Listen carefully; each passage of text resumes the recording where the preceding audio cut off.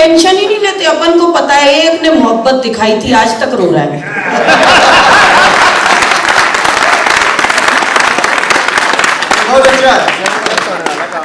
तो अपन टेंशन लेते ही नहीं। अभी राजेश जी ने क्या कहा कि एक ऐसा डिपार्टमेंट है जिसमें कोई लुगाई नहीं होती, फायर ब्रिगेड डिपार्टमेंट।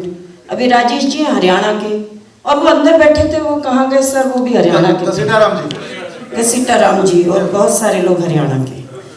और रूपाली जी आप तो नहीं है हरियाणा की, बट आपकी स्माइल बहुत अच्छी है। तो उनको भी बताऊं, ये जो फायर डिपार्टमेंट में महिलाएं नहीं है ना, उसका कारण हरियाणा के लोग हैं। और ये जवाब भी आपको आज तक किसी ने नहीं बताया होगा, ये सरदार नहीं बताएंगे। बता दूं? बता दो क्या दिक्कत? मैं तो टेंशन लेती नहीं, परमिशन पहले ले ली सर, है ना। अब तो हमने बोलना है। इस डिपार्टमेंट में, फायर ब्रिगेड डिपार्टमेंट में महिलाएं होती थी। एक बार हरियाणा की एक ऊंची बिल्डिंग में आग लग गई। अब बिल्डिंग में आग लग गई, एक ताऊ जी ऊपर फंस गए। अब हरियाणा में तो जैसे जैसे बंदा बुजुर्ग हो जाता है वो रंगीन होता है। दूसरी स्टेट का तो आपको पता होगा, लेकिन हरियाणा का रंगीन हो जाता है। अब फायर डिपार्टमेंट में जो महिला थी उसने फायर प्रूफ सूट पहना, क्रेन से ऊपर पहुंची और जाकर उसने अपना हेलमेट उतारा और बोली चलो ताऊ जी आपको बचाने आई हूं। हेलमेट उतारते ही ताऊ ने देखा घड़ी सुथरी। ताऊ बोला है छोरी इस आग दे तो तू मन्ने बचा लेगी, तन्ने देख के मारे कालजा में आग लगी, उससे कौन बचाएगा?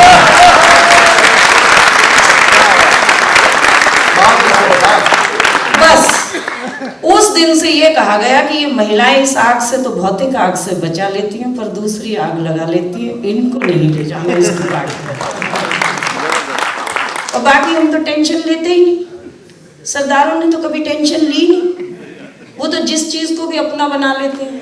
एक जगह लड़ाई हो रही थी हनुमान जी को लेकर। अच्छा एक चीज और, राजेश जी अभी कुछ गणतंत्र का मतलब सिखा रहे थे, उसमें कुछ ऐसा सिखाया कि गण और पति, भाई अपन तो अपने मतलब का सीख लिया। आज जाके अपने पति को कहेंगे कि हर 26 जनवरी पे तुम हमारे गणतंत्र हो, तुम गण हो, पत्नी का ध्यान रख लो, राजेश जी ने कहा है। अपन को तो अपने मतलब की बात सुनाई देती है, इसलिए टेंशन नहीं। अच्छा एक जगह हनुमान जी को लेकर लड़ाई हो रही थी और सारे धर्मों के लोग लड़ रहे थे। हिंदू कहने लगे हनुमान जी हमारे, मुस्लिम कहने लगे हमारे। अब पूछा गया तर्क दो, तो हिंदू ने कहा भगवान राम हमारे, तो फिर भगवान राम के शिष्य हनुमान, इसलिए हनुमान हमारे। मुसलमान से पूछा गया आप कैसे कह रहे हो हनुमान हमारे? मुस्लिम व्यक्ति ने जवाब दिया, बोले नाम देख लो, रहमान, सुलेमान, हनुमान। अब क्रिश्चियन भी आ गया, बोले हनुमान क्रिश्चियन थे। बोले कैसे? बोले जी जो काम करे नेक वो जीसस का बंदा एक। हनुमान जी ने सीता मैया को बचा के नेक काम किया, तो वो क्रिश्चियन। हुन सरदार जी आ गए, बोले पीछे हटो, हनुमान थे सरदार सी। बोले कैसे? बोले दूसरे की बीवी के लिए तीसरे का घर जला के आए, ये काम सरदार।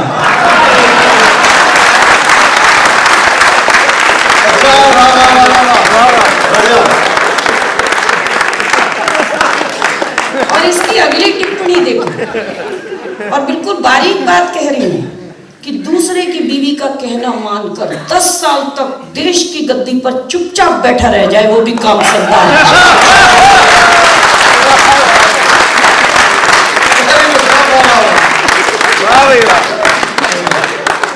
अपन तो टेंशन लेते ही ना, देते भी नहीं, जरूरत ही नहीं है, सामने वाले खुद लेते रहे। आप लोगों की यहाँ लड़की बड़ी हो जाती है, शादी के लिए लड़का ढूंढते हो। मैं तो ग्वालियर की बेटी हूँ, उस समय तो मोबाइल भी नहीं चलते थे। आप लोगों के यहाँ लड़की बड़ी हो गई, शादी के लिए लड़का ढूंढा जाता है। हमारे यहाँ लड़की बड़ी हो जाए, शादी के लिए सरदार ढूंढा जाता है। अब एक सरदार जी ढूंढे गए जब मेरी शादी करनी थी, वो घर आ गए। जब ग्वालियर में मैं थी तो पापा मम्मी ने कहा कि एक कमरे में यहाँ तुम दोनों बैठ के चाय पियो और आपस में बात करो। बोले हम दूसरे कमरे में बैठे। एक सरदार जी बिठा दिए सामने, टेबल बीच में। 5 मिनट हो गए चाय पीते जाए, बोले ही कुछ नहीं। मैं कहा सरदार जी कुछ तो बोलो। सरदार जी बोले पैण जी किन्ने पैण भरा। मैं कहा सत श्री अकाल वीर जी, चलो तुसी। अभी तक एक भाई था, तुसी दूसरे हो गए। अच्छा, उस समय मोहल्ले में चर्चा हो जाती थी, सारे मोहल्ले में चर्चा हो गई, जहां मैं जाऊं सब कहने लगे ओ जेड़ा मुंडा आया सी उन्हों तू वीर जी क्या? मैं क्या हाँ। बोले वो तेन भैन बना गया? मैं क्या आहो। यही चर्चा होती रही, हूं तो मैं भी सरदार नहीं। फिर एक सरदार जी आए, फिर कमरे में वही हुआ, बिठा दिया गया। बोले आपस में बात कर लो, 1 मिनट 2 मिनट 10 मिनट। इस बार मैं बोली वीर जी कुछ ते बोलो। वो खड़े हो गए, बोले सत श्री अकाल, राखी वाले दिन आ जाऊंगा। अब सबने कहा इनको अकेले ही नहीं बिठाना, जो लड़का मम्मी डैडी ने पसंद कर लिया मुझे और उनको अकेले ही नहीं बिठाया, सीधे शादी कर दी। लेकिन कब तक नहीं बिठाओगे? अब बिठाया जब शादी के बाद कमरे में, वो डरे बैठे कि बहन जी नहीं बोलना, मैं भी डरी बैठी वीर जी नहीं बोलना। 5 मिनट हो गए, मैं डरते डरते बोली कुछ तो बोलो। बोले अपने घर बता के आई है ना, आज रात यही रुकेगी।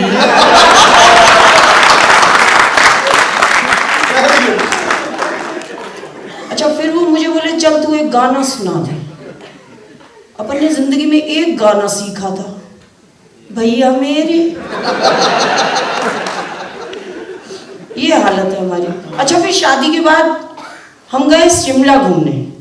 शिमला घूमने गए तो टैक्सी ड्राइवर को बोले कि तू परे हट, तू एक्स्ट्रा पैसे ले ले, पर तू टैक्सी में नहीं बैठेगा, मैं अपनी गाड़ी खुद चलाऊंगा। सरदार जी ड्राइविंग सीट पे, हम साथ वाली सीट पे। अब सरदार जी शिमला में गाड़ी ले जा रहे हैं, इतनी तेजी से उन्होंने मोड़ काटा कि मैं तो डर गई। 2 3 4 मोड़ काटे, मैंने घूर के देखा। मैंने देखा सरदार जी तो बड़े आराम से बैठे थे। मैंने कहा सरदार जी इतनी तेजी से मोड़ काटते हो, आपको डर नहीं लगता? बोले डर तो तब लगे जब मोड़ काटते समय मैं अक्खां खुलियां रखा। बोले मोड़ आता है मैं आंखें बंद कर लेता हूं, कट गया ते सतनाम नहीं ते वाहिगुरू जी।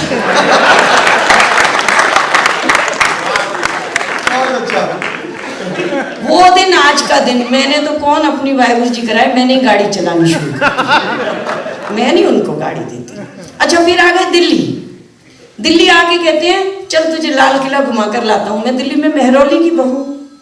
बोले चल तुझे लाल किला घुमा कर लाता हूं, लेकिन अपने पास तब तो गाड़ी थी नहीं, तब तो था 2 व्हीलर स्कूटर। मैंने कहा ठीक है भाई, पतिदेव कह रहे हैं कि लाल किला घुमा कर लाते हैं। अपन तैयार हुए, स्कूटर के पीछे बैठ गए। एक रेड लाइट आई, रेड लाइट रेड थी। सरदार जी ने 80 की स्पीड में स्कूटर पार कर दिया। मैंने कहा सरदार जी रेड लाइट पर रोका ही नहीं, 80 की स्पीड में स्कूटर पार कर दिया। बोले सरदारा दा टशन है मौज ले। जितनी रेड लाइट आती गई 80 की स्पीड में स्कूटर पार करते गए। बोले सरदारा दा टशन है मौज ले। मैं भी मौज लेती बैठी रही। ITO की रेड लाइट आई, वो गलती से ग्रीन मिली, सरदार जी ने ब्रेक लगा दी, चीन। मैं कहा सरदार जी 10 रेड लाइट पीछे मिली, वो तो रेड मिली, तब तो पार कर दिया 80 की स्पीड में। जहां ग्रीन मिल गई वहां रोक दी। बोले मूर्ख, इतना भी नहीं समझती। उधर से दूसरा सरदार टशन में मौज लेता आ गया तो एक्सीडेंट हो गया।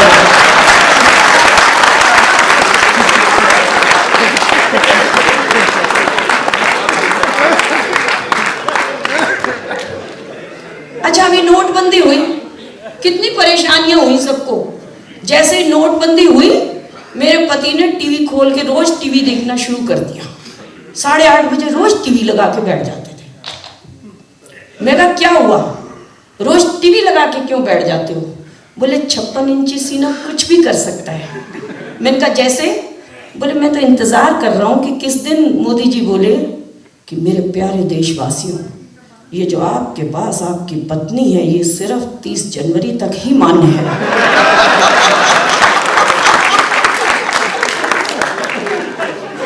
पर अपन ने टेंशन ही नहीं ली। कारण जो पति एक 500 रुपए का नोट बदलवाने लाइन में नहीं लगा, वो 55 किलो की पत्नी बदलवाने कहां लाइन में जाएगा। अपन ने टेंशन ही नहीं ली। और बाबूजी आप जैसे एक हमारे, अब हो सकता है वो आप ही हो, और क्या मैं क्यों बताऊंगी। इधर बैठे हैं, एक उधर बैठे हैं। जिन दिनों ये नोटबंदी हुई, बैंकों में बड़े तमाशे हुए। कभी तो हाथ पे स्याही लगानी शुरू कर दी, कभी 2000 देने शुरू कर दिए। तो ये बाबूजी जैसे ही चले गए, उंगली पे लगा दी स्याही और 2000 रुपए भी दे दिए। बाबूजी ने कहा ये घर जाके धो लूं, उतर जाएगी? तो बैंक वाला बोला ये तो 6 महीने तक नहीं उतरेगी, चाहे किसी भी शैम्पू से धो लूं। बाबूजी तो वहीं बैठ गए, बोले एक काम करते सिर पे लगा दे, 6 महीने तक ये डाई लगाने की जरूरत ही नहीं है, मेरे सिर का मसला। अच्छा, मेरे सरदार जी और महान है। जब मोदी जी ने कहा कि शादी का कार्ड दिखाओ, 2.5 लाख ले जाओ, सरदार जी पहुंच गए, बोले दो 2.5 लाख। बैंक वाला बोला सरदार जी इतने 25 साल पुरानी शादी के थोड़ी दे रहे हैं। सरदार जी ने फेंक के कार्ड मारा, बोले एक 25 साल से ऑलरेडी परेशान हूं, 2.5 लाख के लिए दूसरी करनी। अच्छा, अब तो सर इतना बढ़िया हो गया कि सारी लेडीज इतने बढ़िया से बैठी हुई हैं। एक नोटबंदी के बाद मैं और अनिल जी, राजेश जी, हम एक कार्यक्रम में गए, वहां पर सारी औरतें, हम उस कार्यक्रम में गए, सारी औरतें घूंघट में बैठी। अच्छा, हम बड़े खुश हुए। अनिल जी ने कहा कि भाई मैंने पहला प्रोग्राम देखा है, आयोजक की बड़ी तारीफ की। बोले सर मैंने पहला प्रोग्राम देखा, आप तो भारतीय संस्कार लेकर घूम रहे हो, ये सारी औरतें इतना घूंघट किए बैठी हैं। वो आयोजक पास में आ गया अनिल जी के, बोला कोई संस्कार को नहीं, पार्लर वाले ने पुराने नोट लेने बंद कर दिए, तैयार हुई, कोई नहीं घूंघट काट के आ गई। अच्छा, मैं हंसाती क्यों हूँ, मैंने हंसी क्यों चुनी है? 4 पंक्तियां आपको सौंप देती हूँ जो मेरे जीवन का उद्देश्य है। बाकी मैं अपने जीवन में, जैसे मैंने बताया, ऐसे कुछ भी सुनती हूँ तो मैं अपने जीवन में उतार लेती हूँ। बहुत सी बातें मैंने राजेश जी से सीखी, बहुत सी बातें शहनवाज जी से सीखी। और मैंने हंसाना क्यों चुना? ये मेरे जीवन का लक्ष्य है, ये मेरे जीवन का उद्देश्य है कि किसी को चाह लो तो चाहत हो जाती है। Very good. चाहत और कुछ भी नहीं है, आप जिसको चाह लोगे वो चाहत है। हो सकता है दूसरे को वो अच्छा ना लगे, पर अगर हमें अच्छा लगता है वो हमारी। किसी को चाह लो तो चाहत हो जाती है, अपना बना लो तो आदत हो जाती है। मैंने जान लिया दिल में रहता है खुदा, लोगों को हंसा लो इबादत हो जाती है।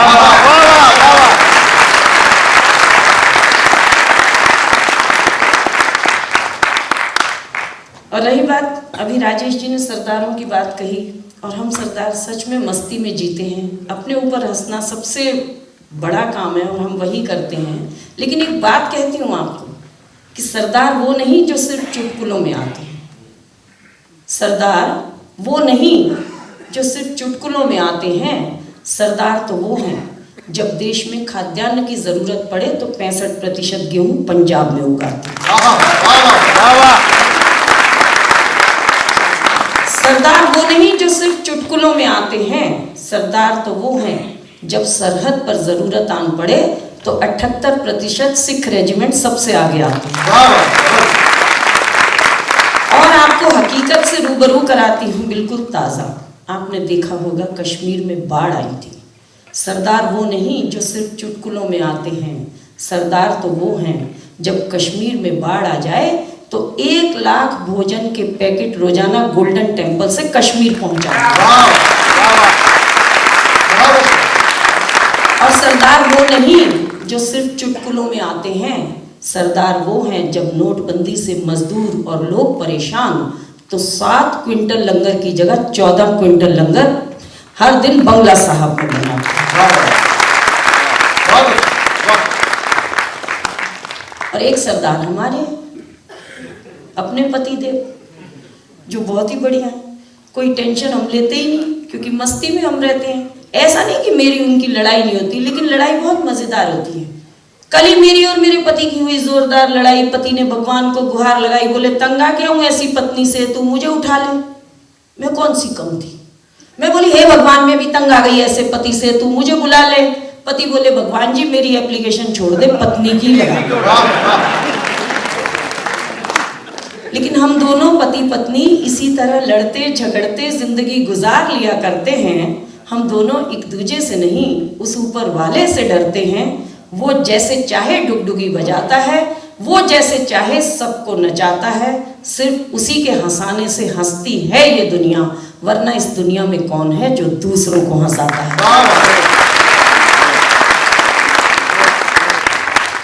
और रही बात जिसके लिए जो आज का आयोजन है कि गणतंत्र दिवस की बात, तो आप देखिए कि जब हमारा तापमान 16-17 टेम्परेचर आ जाता है तो हम लोग कंबल शॉल ओढ़ लेते हैं। जब टेम्परेचर 12 आ जाता है स्वेटर शॉल निकल आती हैं। जब टेम्परेचर 8 आया रजाइयाँ, बिल्कुल मोटी मोटी रजाइयाँ हम लोग ओढ़ लेते हैं। और टेम्परेचर अगर पिछले दिनों आपने देखा कि 3 या 4, कपकपाती ठंड में दस्ताने, मफलर, टोपियाँ सब ओढ़ लेते हैं। ज़रा सोचिए कि -20 से -40 के बीच जो मशीन गने और गने लेकर हमारी रक्षा के लिए बैठे हैं वो कैसे जीवन गुजार रहे हैं। एक बार सलाम दीजिए उन्हें।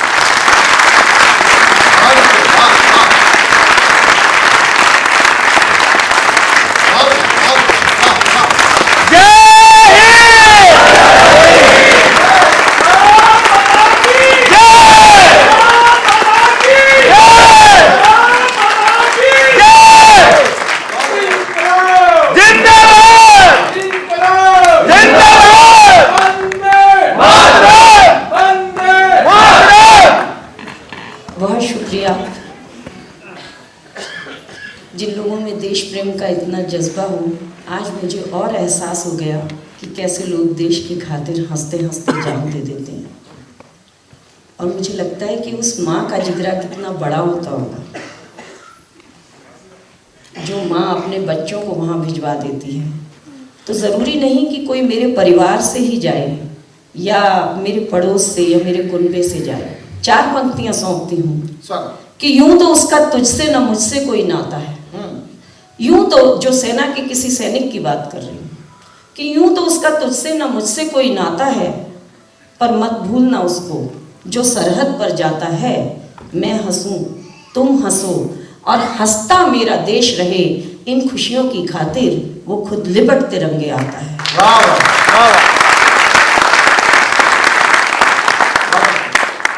तस्वीर का एक पहलू था हंसाने की, हम आपको बहुत देर तक हंसा सकते हैं, लेकिन कहीं ना कहीं संवेदनाओं को भी लेकर जीती हूँ। जो जितना हंसा सकता है वो शायद संवेदनाओं को भी उतना ही ज़्यादा शिद्दत से महसूस कर सकता है। आज तक आपने शहीदों की बात सुनी होगी, लोगों के मुंह से आपने वीर शहीदों के लिए बहुत सी कविताएं सुनी होगी। बहुत सी कविताएं मैंने भी शहीदों पर पढ़ी, लेकिन जिस वक्त करगिल युद्ध हुआ था हम सब अपनी आंखों से देखते थे। और जब करगिल को 10 बरस हुए थे, अचानक मैं टीवी देख रही थी और बहुत से ऐसे सीन थे कि आंसू टप टप बह रहे थे। तो उस वक्त मेरी कलम ने, मेरे दिल ने एक कविता बुन दी, और वो कविता उस शहीद पर नहीं है, उस शहीद के परिवार पर है। और कविता का शीर्षक है जिंदा शहीद। और मैं आशीर्वाद चाहती हूँ उस परिवार की कल्पना करना जिस परिवार से एक बच्चा गया हो, तो वो परिवार कैसा होता है हमारे।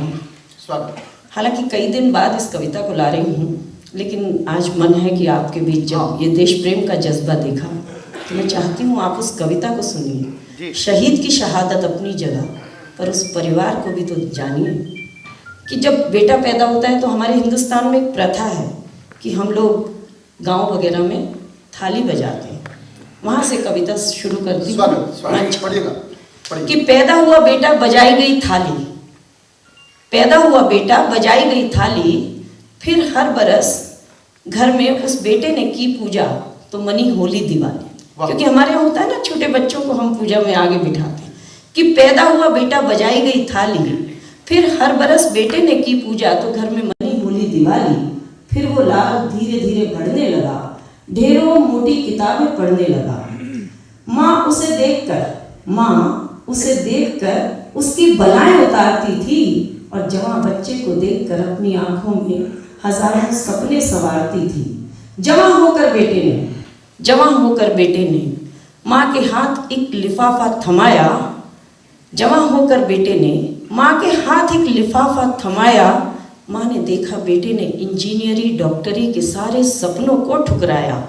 बेटा बोला माँ फौज में जाना चाहता हूँ, क्या आपका आशीर्वाद पाऊँगा? माँ आपका इकलौता बेटा हूँ, बतला दो क्या मैं फौज में जा पाऊँगा? माँ ने रख पत्थर कलेजे पे, माँ भारती धरती माँ ने रख पत्थर कलेजे पे माँ भारती को बड़ा बनाया और अपने इकलौते बेटे को सरहद पर भिजवाया। अब होली दिवाली वो बेटा घर ना आता था, या अब होली दिवाली वो बेटे घर ना आते थे, बस फोन पर ही माँ बाबा और बीवी बच्चों से बतियाते थे।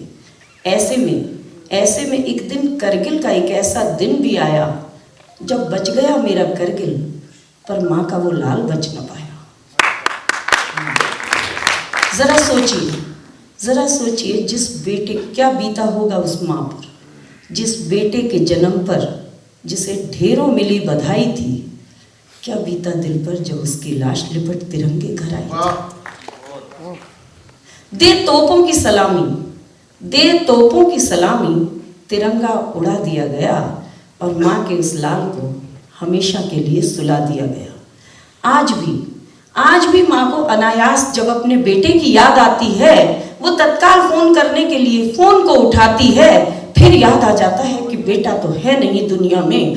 मार माथे पर फोन वो बिलख जाती है, तब तन्हा की ये लेखनी कहे वो माँ जिंदा शहीद कहलाती है। वाह वाह वाह।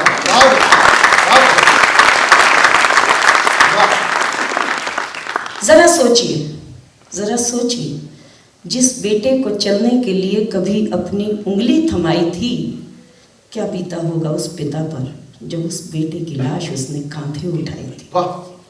जरा सोचिए जिस बेटे को चलने के लिए कभी अपनी उंगली थमाई थी, क्या बीता होगा उस पिता पर जब बेटे की लाश कांधे उठाई थी। मैंने कहीं पढ़ा था कि जवान बेटे की लाश अगर पिता उठाता है तो वो लाश पृथ्वी से भी भारी हो जाती है। तो जरा सोचिए क्या बीता होगा उस पिता पर जिस बेटे को चलने के लिए उंगली थमाई थी। आज उस बेटे की अर्थी उसने अपने कांधे उठाई थी। आज भी जब उस बेटे का जन्मदिन आता है तो पिता नम आंखों से फोटो के आगे एक मोमबत्ती जलाता है, तब तन्हा की ये लेखनी कहे वो पिता जिंदा शहीद कहलाता है। वाह वाह। माँ बाप के सामने आंखों को नहीं भिगोती है, पर कमरे में जाकर देखिए बहना तकिए में मुंह छुपा कर रोती है। माँ बाप के सामने आंखों को नहीं भिगोती है, पर कमरे में जाकर देखिए बहना तकिए में मुंह छुपा कर रोती है। आज भी जब राखी आती है, बहना रेशम की एक डोर लाती है और जब फोटो के चारों ओर वो धागा लिपटाती है, तब तन्हा की ये लेखनी कहे वो रोती बहन भी जिंदा शहीद हो जाती। और जरा सोचिए जिस फौजी के नाम की बिंदिया माथे पर लगाई थी, जिसे सदा सुहागन का दे आशीर्वाद, लाल चूनर उड़ाई थी। और बारीक बात कह रही हूं उसे समझना, ऐसा नहीं कि सदा सुहागन का कह जिसे लाल चूनर उड़ाई थी, हमारी सदा सुहागन की दुआओं में असर कम नहीं था, पर अपना सुहाग माँ भारती को उस दुल्हन ने कर दिया अर्पण था। वाह। सदा सुहागन की दुआओं में असर कम नहीं था, पर अपना सुहाग उसने माँ भारती को कर दिया अर्पण था। आज भी शीशे के आगे जब वो दुल्हन लाल चूनर नहीं सफेद चूनर ओढ़ कर आती है, तब तन्हा की ये लेखनी कहे वो पत्नी जिंदा शहीद है। छुट्टी में घर आएंगे पापा, ये कह माँ बच्चों को सुलाती थी। छुट्टी में घर आएंगे पापा, ये कह माँ बच्चों को सुलाती थी, पर जिस दिन से हार टंगा फोटो पर, सबने पापा के आने की बात ही छिपा दी थी। छुट्टी में घर आएंगे पापा, ये कह माँ बच्चों को सुलाती थी, पर जिस दिन से हार टंगा फोटो पर, घर आएंगे पापा, सबने ये बात ही छिपा दी थी।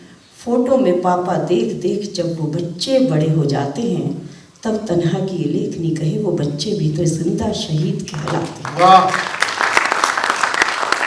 मेरी ये कविता ऐसे जिंदा शहीदों को लाखों सलाम करती है, और ये कविता तन्हा उन शहीदों के नाम करती है।